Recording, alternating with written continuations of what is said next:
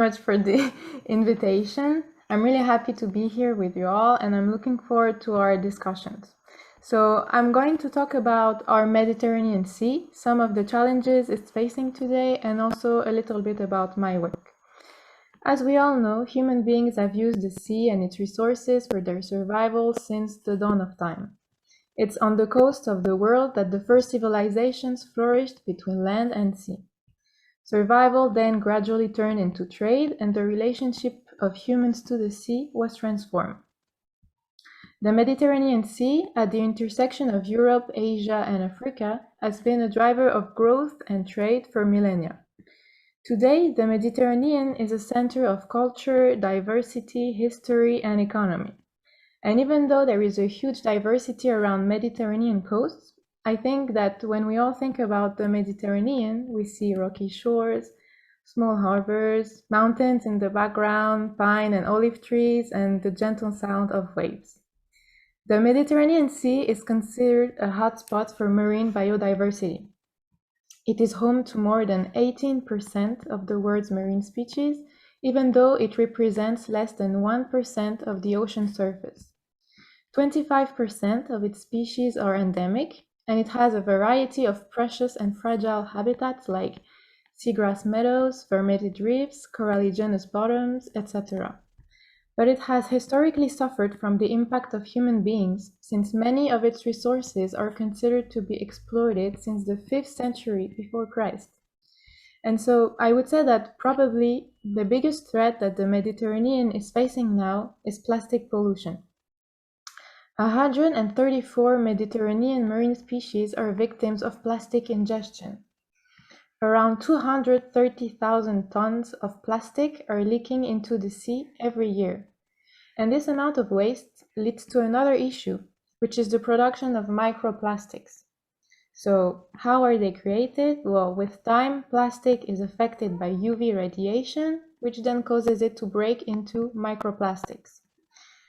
Other than the disastrous impact they have on marine life, they also affect us. It's been established that the chemicals in plastic can lead to many health problems such as eye irritation, liver dysfunction, and cancer. It's also been established that microplastics are ingested by oysters and anchovies, among others, which are then consumed by humans.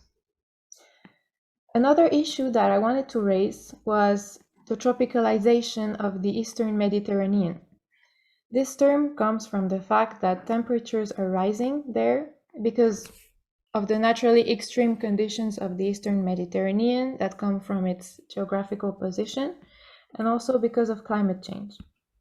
So what's happening is that the water temperature is rising faster than in the West, endangering native species and ecosystems.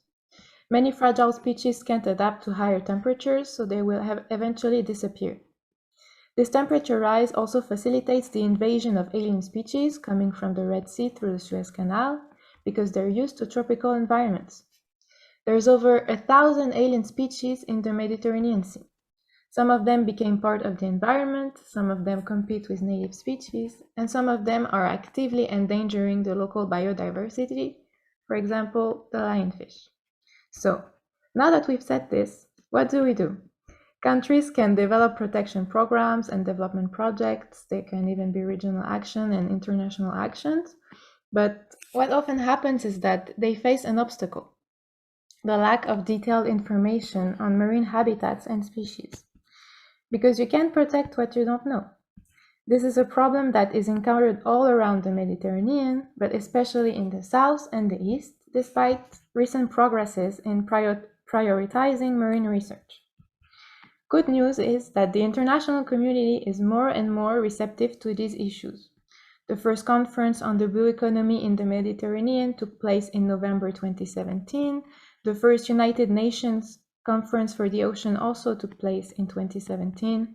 The United Nations Ocean Decade will take place from 2021 to 2030. And the recent World Conservation Congress, which took place in September, placed the protection of the ocean at the center of its debates.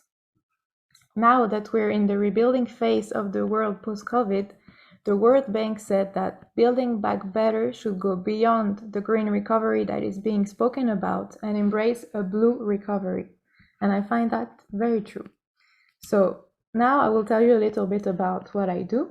So I'm French Lebanese. I was born and raised in Paris, but I always had a really strong attachment to Lebanon.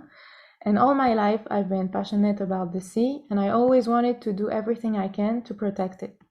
This is how I created with my partner Sam Lakis our NGO Guardians of the Blue almost 1 year ago now.